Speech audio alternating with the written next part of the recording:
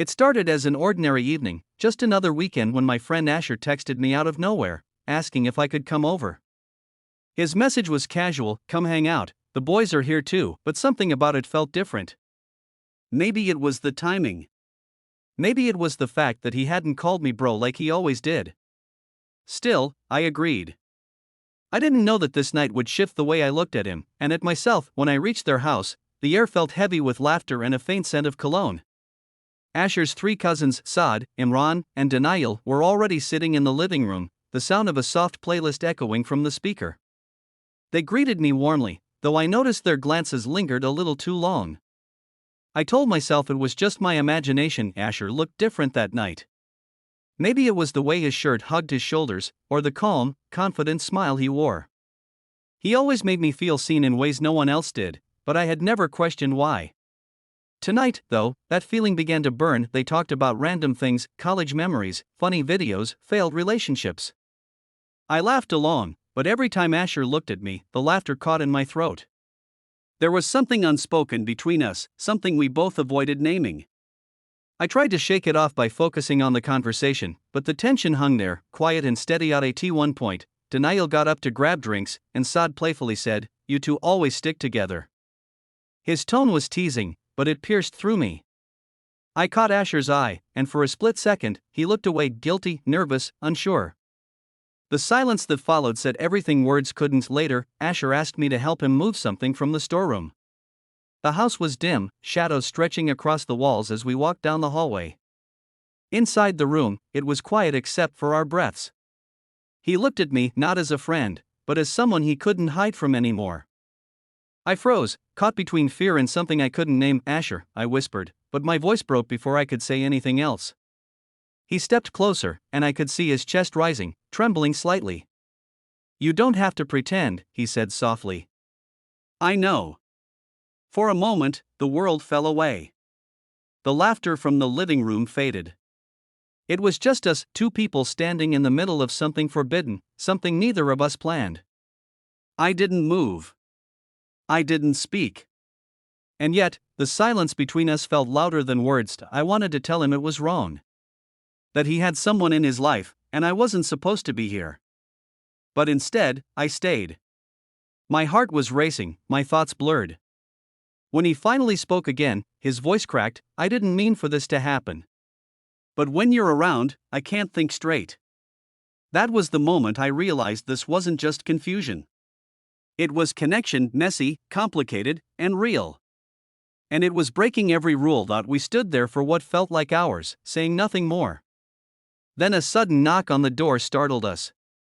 It was one of his cousins calling out, "What's taking so long?" The world came rushing back, the weight of what almost happened pressing on us. Asher stepped back, his eyes full of regret. When we returned to the others, nothing looked the same. The jokes continued, the music played, but I couldn't shake the feeling that something had changed forever. Asher avoided my eyes, pretending everything was fine. But I knew, and he knew, that one moment of silence had already rewritten everything between us. The next morning felt heavier than the night before. I woke up replaying every second in that storeroom, wondering if it had all been in my head, the look in his eyes, the unspoken words, the closeness that almost turned into something else. But deep down, I knew it wasn't imagination. Something real had passed between us, something we couldn't undo. Asher texted me later that day. Just a simple, "You good?" Nothing more. I stared at the message for a while, unsure how to respond. I typed "yeah" and deleted it.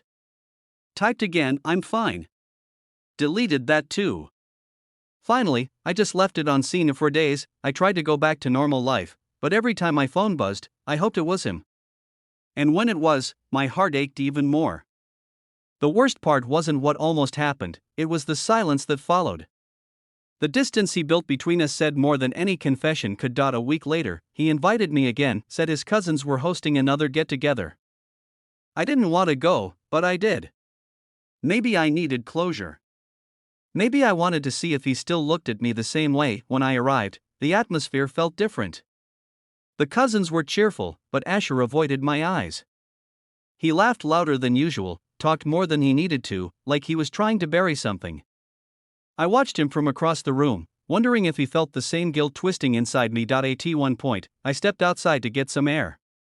The night sky was calm, but my mind was chaos. I heard footsteps behind me, and when I turned, it was him. He stood there, quiet for a moment before saying, "I didn't know you'd come." His voice was lower this time, tired, maybe scared. "I wasn't going to," I admitted. "But I needed to know if that night meant anything to you." He didn't answer right away. His hands fidgeted, his gaze locked somewhere on the ground. "It did," he said finally. "Too much." I looked at him, searching for honesty in his voice. "Then why are you acting like it didn't?" "Because it's wrong," he said sharply. "I'm not supposed to feel this. I have someone. You know that." His words hit like a slap, but behind them, I heard the pain he was trying to hide. "You think I don't wake up hating myself for it," he added. The silence that followed was suffocating. The sound of distant laughter from inside made it worse, a cruel reminder that we were surrounded by people who couldn't know. I wanted to tell him that I understood. That love doesn't always arrive in the right form, at the right time, or with the right person. "I'm not asking for anything," I whispered. "I just don't want to pretend like nothing happened." He looked at me, then really looked. His eyes were glassy, his jaw tight. "You make it hard to breathe sometimes," he said quietly. "When you walk into a room, everything else disappears. And that scares me more than anything." For a moment, neither of us spoke. The air between us hummed with something raw and fragile. Then, as if realizing the danger of what he'd just admitted, he stepped back. "We can't do this," he said, almost pleading. Before I could respond, Saad opened the door and called out, "You two okay? Come back inside, we're starting a game." Asher turned away, forcing a smile, pretending again. Inside, everything carried on as if nothing had changed. But I could feel his eyes on me now and then, quick, nervous glances that gave away the storm inside him. I laughed when everyone else did, but it felt hollow. Later that night, as I was leaving, he followed me to the gate. He didn't say a word, just handed me my jacket. Our fingers brushed for a second, enough to make my heart race all over again. Then he whispered, "Don't stop coming over. I don't know how to handle this, but don't disappear on me." I nodded slowly, not trusting my voice. I knew I was walking into something dangerous, a love built on borrowed moments and quiet betrayals. But I couldn't stay away. The morning light crept slowly into the room, pulling me out of uneasy sleep. For a few seconds, I forgot where I was, but then the memories of the night rushed back with a weight that made my stomach twist. He was still there, close enough that I could hear his breathing, steady and calm, as if nothing in the world had changed. For him, maybe it hadn't, but for me, everything felt different. I slipped out of the bed quietly, trying not to wake him, though part of me knew he was already aware. The mirror on the wall caught my reflection, and I hardly recognized the person staring back. My mind replayed every detail, every choice I had made, and a heavy sense of guilt settled on my chest. I thought of the life I had outside this house, the trust one had once promised someone else, and the fragile line I had shattered in just one night. When he finally stirred, he smiled at me with a kind of ease that almost made me jealous. There was no trace of doubt in his face, only a quiet understanding. He didn't press me with questions or try to force a conversation. Instead, he offered me coffee, acting as though everything was normal. That calmness only made the storm in my head louder. I wanted to ask him what this meant, if it was just a moment we would bury, or if it was the beginning of something I wasn't ready for. But the words stuck in my throat. Later, when I left his house, the air outside felt heavy, like the world somehow knew what I had done. At the gym, the following days were strange. We acted as though nothing had happened, but our eyes betrayed us. Every time they met, there was a flash of recognition, a memory we both carried but couldn't speak aloud. Sometimes it felt thrilling, the secrecy binding us together in a way no one else could understand.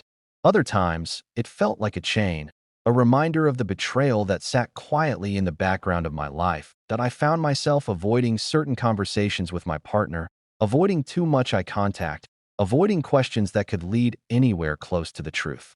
The guilt gnawed at me, but so did the pull toward him. It was as though the more I tried to distance myself, the stronger the invisible thread between us became. Every workout, every shared smile, every accidental brush of his hand against mine. It all fed the conflict burning inside me. Nights were the hardest. That was when the silence left me alone with my thoughts, and the memory of that night replayed over and over. Sometimes I told myself it was a mistake, a lapse of judgment that should never happen again. Other times, I wondered if what I felt with him was real, something I had been missing without even knowing it. The questions never stopped, and with each passing day, I felt myself sinking deeper into a web I wasn't sure I could escape. Days turned into weeks, and the weight of what had happened refused to fade. I walked through my routines as if nothing had changed, but inside, everything was different. The distance between who I was supposed to be and what I had done grew wider each day. I caught myself staring into the mirror, searching for answers in my own reflection, wondering if guilt was written on my face for the world to see. At the gym, we still exchanged glances. Sometimes they were soft, filled with an unspoken understanding. Other times they were sharp, reminders of a secret too heavy for two people to carry in silence. He seemed more at peace with it than I was, moving through life as though he had accepted whatever we had done, while I was still trapped in endless circles of doubt.